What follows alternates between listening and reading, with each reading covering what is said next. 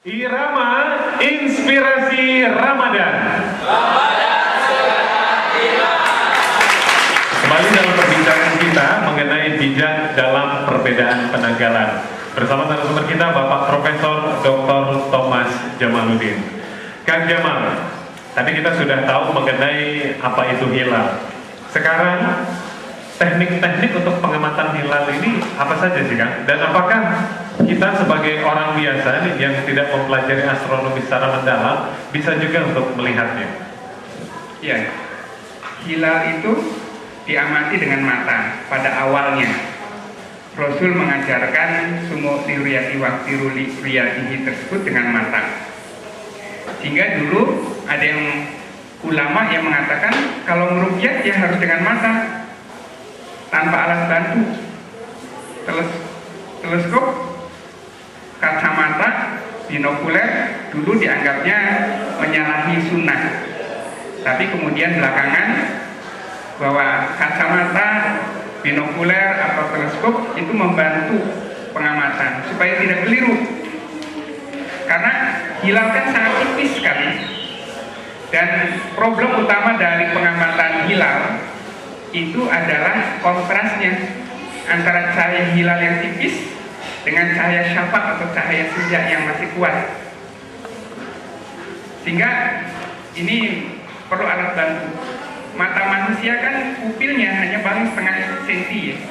Itu hanya menangkap cahaya yang terang-terang saja. Nah, jadi teknik pengamatan itu sekarang sudah makin mudah. Selain dengan mata, sudah dibantu dengan teleskop, kemudian dibantu juga direkam, kemudian dengan image processing dan pemroses data, kontrasnya bisa ditingkatkan. Nah, untuk kasus-kasus tertentu, itu selain menggunakan teleskop, ditambah dengan filter, supaya ada cahaya yang diblok, supaya tidak terlalu kuat, tapi melalukan cahaya yang nantinya bisa dimanfaatkan, atau yang cahaya pengganggunya ditekan, tapi kemudian cahaya hilalnya yang ditonjolkan. Nah, itu gunakan filter, yang umumnya digunakan adalah filter inframerah, terutama untuk pengamatan bulan sabit siang hari. Nah, bulan sabit siang hari itu dengan menggunakan filter, cahaya biru yang dihamburkan oleh langit itu ditapis, ditekan intensitasnya, maka yang muncul adalah cahaya bulan sabitnya.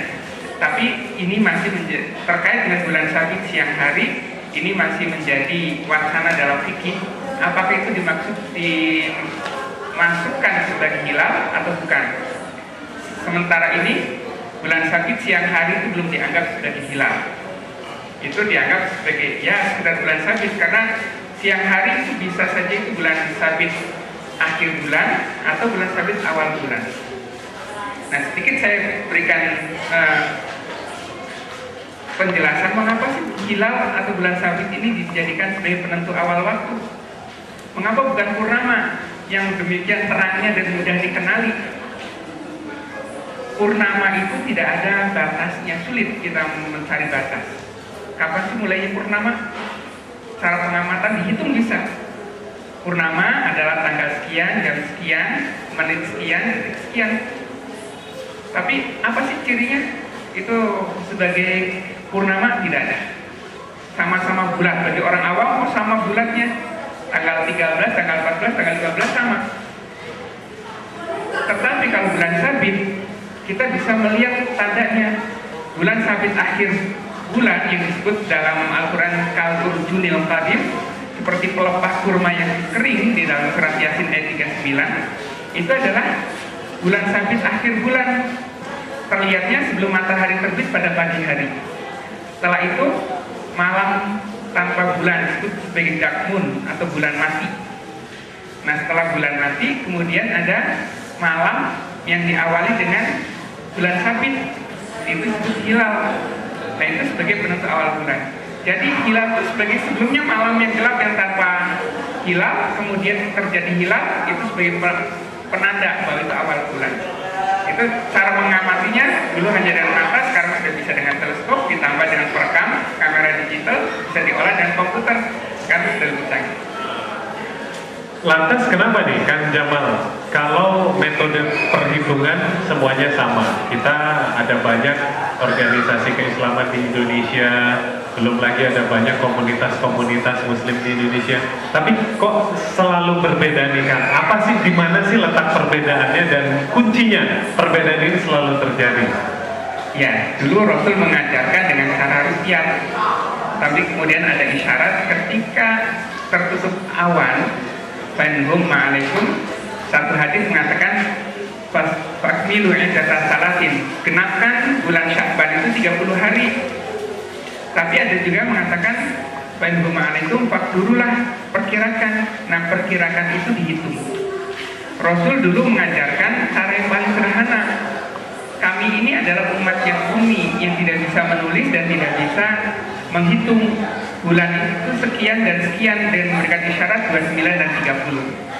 Berdasarkan pengalaman empirik Rasul pada zaman itu, tahu bahwa satu bulan tidak mungkin lebih dari 30 dan tidak mungkin kurang dari 29. Jadi hanya 29 dan 30. Tapi memang secara persisnya mana yang bulan 29 dan mana yang 30 itu yang belum tahu. Makanya pada zaman Umar itu kemudian ditentukan dengan cara periodik, disebut 30, 29, 30, 29. Nah, sekarang sudah bisa berkembang dengan komputer. Sekarang sudah menghisap itu mudah, sekedar klik, hanya beberapa detik sudah dapat. Angkanya sama.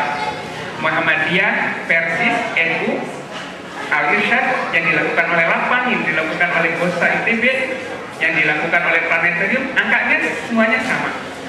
Yang membedakan kemudian apa sih batasannya masuk tanggal itu. Nah, kriterianya tinggi bulan 0,7 derajat.